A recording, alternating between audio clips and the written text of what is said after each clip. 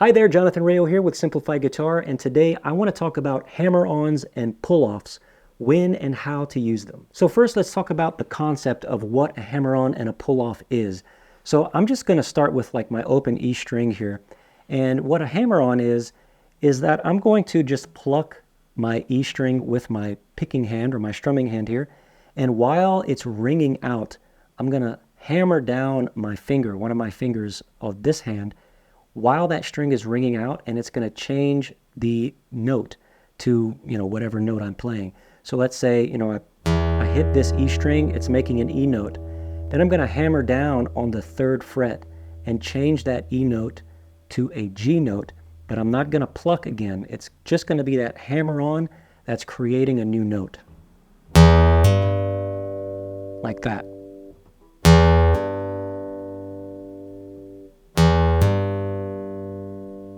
And a pull-off is exactly the opposite. So let's say I'm holding down with my 2nd finger here on the 3rd fret of that E string, so this is a G note, and I'm going to pluck with my strumming hand.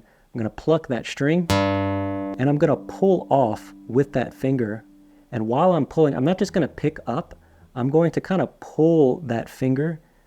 So I'm kind of bending the string, and then I'm going to let go, and it's going to kind of like I'm plucking that string with this finger.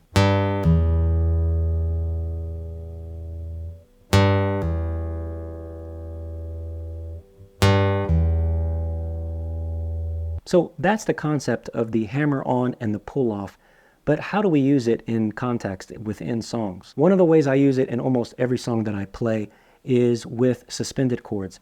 So let's say I'm in the key of C and the song calls for a C chord. Maybe the verse, we have a C chord for a long time. Maybe there's like 4 measures of the C chord. So instead of just holding the C chord for 4 measures, what I can do is alternate between the C and like the C suspended 4, which is just taking my 4th finger and putting it down on the 3rd fret of the D string, and that creates the C suspended 4.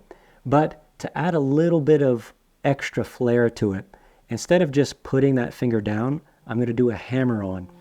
So while I'm going to do my strum first, and after my strum is done, then I'm going to hammer down that pinky to create that hammer-on, and we can hear that transition from the C to the C suspended just a few milliseconds after my strum, and it just creates a little bit of variety and some dynamics there.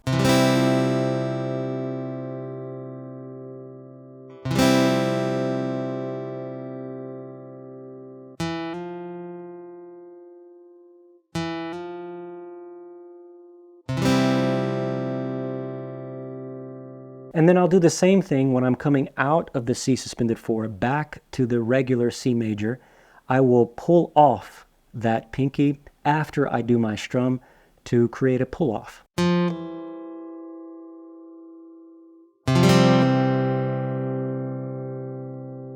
And then sometimes I'll do the same thing, but I'll go from a C major to a C suspended 2, which is just taking off my 2nd finger completely.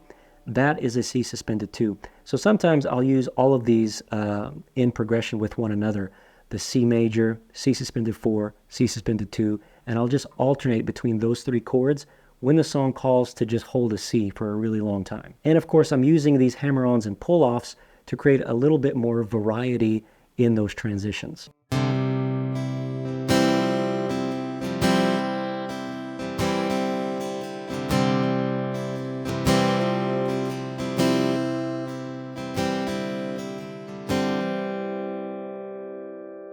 Another great way to use a hammer-on is whenever we're transitioning to a new chord. That very first time we play that new chord, we can hammer on one of the notes. And it just adds, again, a little bit more flourish to your chord and makes it a little bit more entertaining.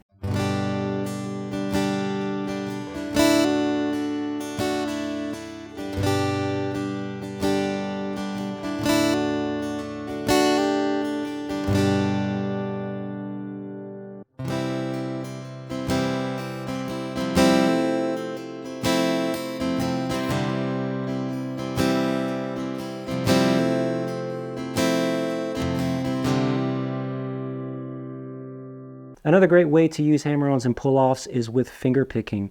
And what these hammer-ons and pull-offs will do is will make it sound like there's even more going on than there actually is. Because, you know, you're picking a pattern with this hand, and then you're doing some hammer-ons on top or some pull-offs with this hand. And so it's a great way to add the sound or the feel of complexity to what you're playing.